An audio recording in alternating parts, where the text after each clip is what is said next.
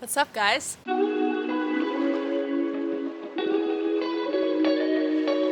Welcome, my name is Amanda. Long time no upload, kind of. It's been a couple weeks. Here I am, and I have a couple updates and an official garden reveal of all the hard work.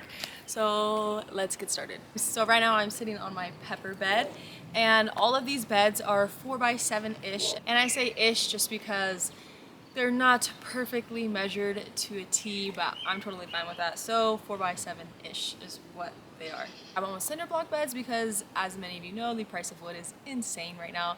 And this was cheaper than those metal galvanized beds. And I actually don't mind the look of them at all. I think they came out pretty cute. I thought about painting them. I might still paint them white, but I didn't feel like taking on the project of figuring out what kind of paint would hold well with cinder blocks or cement over time. So for now, they're staying this color. Now here are the beds. So let's start over here. I just threw down a pallet.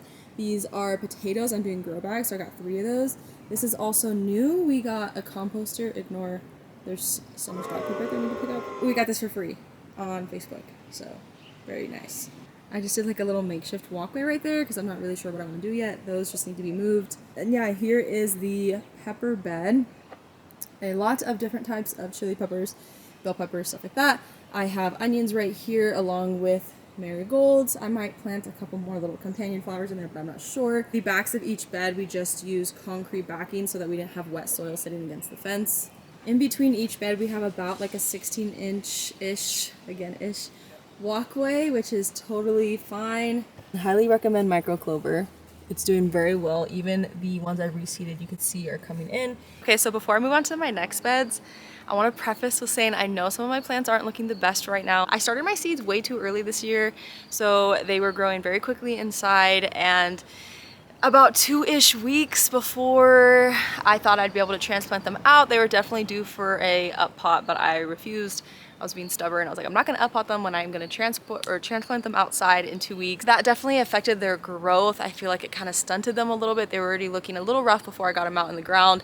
And then of course we had a late May snowstorm here, so that put it back another week or so. So that on top of transplant shock definitely affected some of my plants. Yeah, so we got the second bed here, and we have more marigolds. These are my ground cherries, or as my husband calls them, tomate capuche, because Portuguese, I don't know. These are 2 that are looking a little rough, but I have been noticing new growth, so I think they'll bounce back.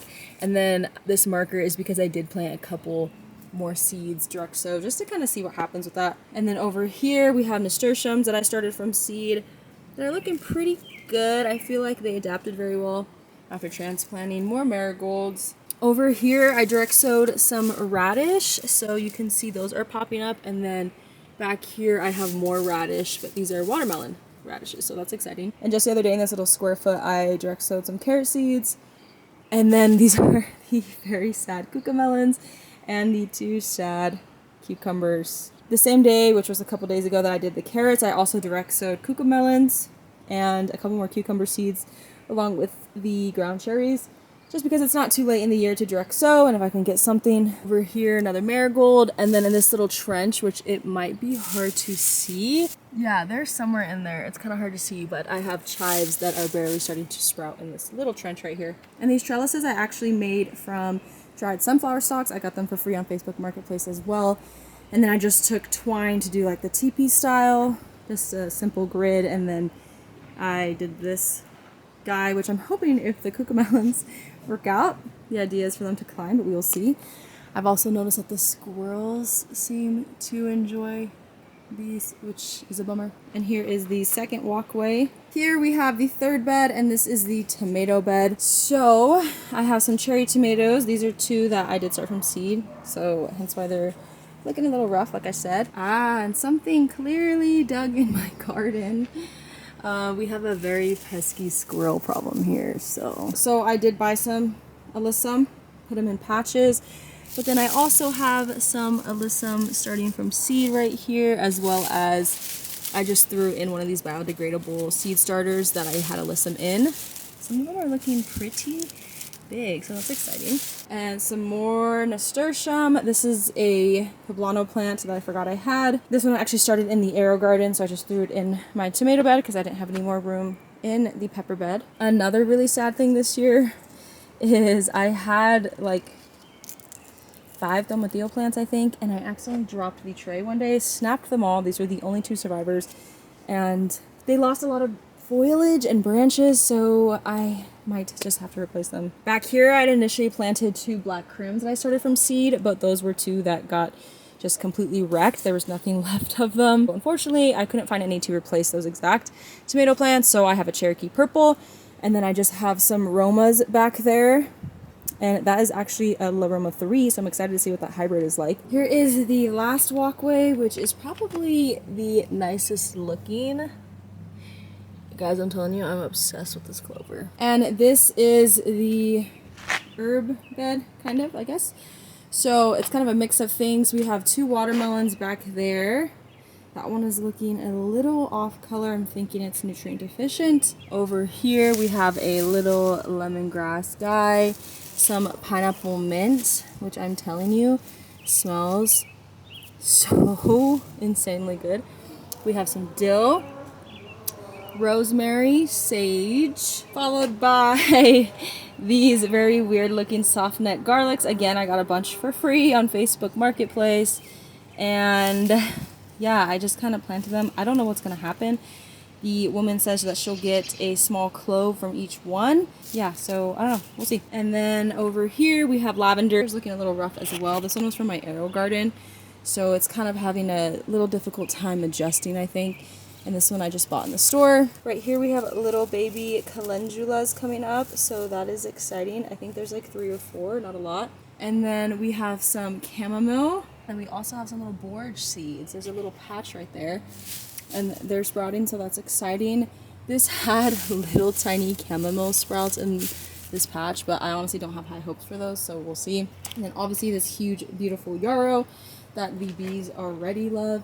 Over here by our fence, I also laid some wildflower seed, and that's starting to come up, so that's exciting. It's a mix of perennials, annuals, natives to Colorado, so exciting. This is the hardy kiwi, which looks pretty good. It's adapting pretty well. Definitely needs a taller trellis. And it's very much so a mess over here, so whatever. This is my fig tree. It did not take to coming out here very well, and some squirrels have taken a liking to its bark, but it's looking a little sad. I've been doing a lot of research, but if anyone has any tips, help me out. And then also I have my little lemon boy tomato plant, which I'm very excited for. I've yet to try this. We have the Ponderosa lemon tree that hopefully all of its fruits don't get stolen this year, and I actually get to try a lemon. You can see we have tons of flowers, so that's exciting. This is self-pollinating, so 0 work from me is needed, so that's very cool. Yeah, so that is it. There's only one last thing I have to do, and that is put up my hail cloth. So yeah, like I said, I'm not a pro by any means. A lot of times I don't know what I'm doing. I will be really sad if my cucumbers don't come in, especially because they are the Monica variety, and I can't find those locally at nurseries or big box stores. They were Baker Creek seeds, so I'm really hoping either the ones I direct sowed the other day or those transplants hold up and give me a lot of cucumbers, because I just want to make an insane amount of pickles this year. That's one of the things I was most excited for this season, so that'll be a bummer. And then also the cucamelons. I really wanted to have cucamelons, so I'm really hoping those will sort themselves out. And the ground cherries, that was like the one plant that my husband said that he wanted me to grow. His grandpa grows it. He says they're so good. I've never even had them before. Yeah, lessons were learned. I definitely won't be starting my seeds so early again.